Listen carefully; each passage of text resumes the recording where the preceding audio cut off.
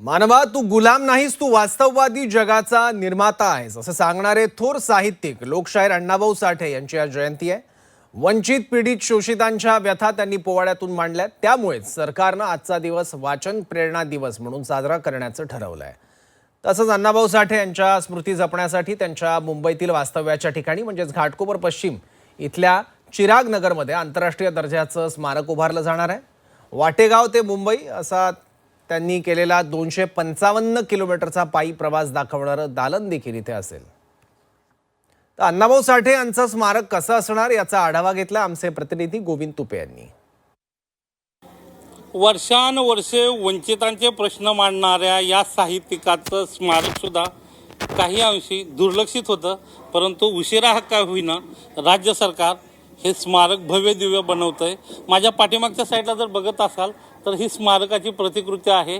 अशा पद्धतीचं स्मारक राज्य सरकार उभा करतंय आणि ही थोडी आनंदाची बाब आहे। आणि सगळ्यात महत्त्वाचं बघितलं तर या स्मारकाच्या मधोमध एक भव्य दिव्य पूर्णाकृती पुतळा असणार आहे।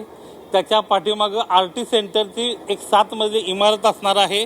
त्या इमारतीच्या फ्रंट साईडला अण्णाभाऊ साठेंच्या साहित्यातले सगळ्यात गाजलेली माइलस्टोन ठरलेली जी कादंबरी आहे फकीरा, त्या फकीराचं फ्रंट पेजचं जे पोस्टर आहे त्या या बिल्डिंगच्या फ्रंटला असणारं आहे। आणि सगळ्यात महत्त्वाचं म्हणजे समोरचं जे गार्डन आहे त्या गार्डनच्या बाजूला खूप मोठे शिलालेख आणि वेगवेगळे माहिती देणाऱ्या भिंती ज्या आहेत वॉल त्या उभ्या केल्या जाणार आहेत, ज्याच्यामध्ये अण्णाभाऊंचं साहित्यातलं योगदान असेल, संयुक्त महाराष्ट्राच्या चळवळीतलं योगदान असेल, कामगारांच्या चळवळीतलं योगदान असेल, या सगळ्या गोष्टी ज्या आहेत त्या या स्मारकाच्या रूपानं लोकांसमोर आणण्याचा हा सगळा प्रयत्न असेल। आणि सगळ्यात महत्त्वाचं म्हणजे आरटीची जी इमारत आहे त्या आरटीच्या इमारतीत काय असेल तर या ठिकाणी रिसर्च करणारे जे विद्यार्थी आहेत त्यांच्यासाठी रिसर्च सेंटर असेल।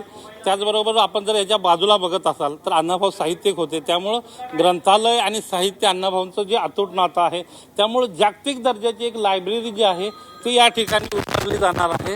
दुसरं सगळ्यात महत्त्वाचं म्हणजे सध्याचं जे ऑडिओ व्हिडिओचा जो जमाना आहे त्या माध्यमातून अण्णाभाऊंचं साहित्य, अण्णाभाऊंचं लेखन, अण्णाभाऊंचा विचार ह्या सगळ्या तरुण पिढीपर्यंत पोहोचवण्याचा जो प्रयत्न आहे तो असणार आहे। अशी भव्य दिव्य सुंदर जी वास्तू आहे ती उभा करण्याचा जो मानस आहे तो झोपडपट्टी पुनर्विकास प्राधिकरणानं केल्याचं पाहायला मिळतं आहे।